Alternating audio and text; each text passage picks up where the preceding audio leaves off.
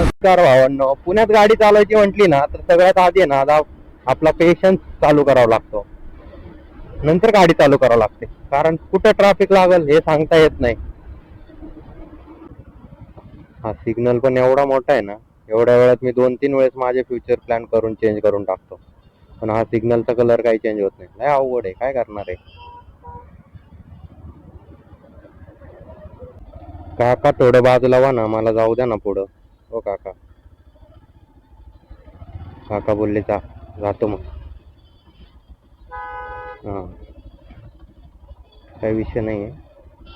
काकांनी नाही जाऊ दिला आपल्याला, आपण तरी काकाच्या पुढे जाऊ. सिग्नल सुटलाय. हा, हे घे. नाही जाऊ देत होता ना, आलं पुढं. काय करणार तू आता. आपले पोलीसवाला काका पण म्हणताय जा लवकर बाळा, वेळ होतोय तुला. हा, मग काय दिलं मागं इंडिकेटर आहे ना, फक्त शोला लावले. खरा इंडिकेटर तर हात आहे माणसांचा. हात बाहेर काढून सांगणार मी इकडे जातोय बरं का, जाऊ नको. ते बघा ते बघा, दिसला का हात. नाद करायचंच नाही. इंडिकेटर कोणाला भरोसाच नाहीये. तर मित्रांनो, आपण आपल्या ऑफिसला पोहोचलेले आहोत.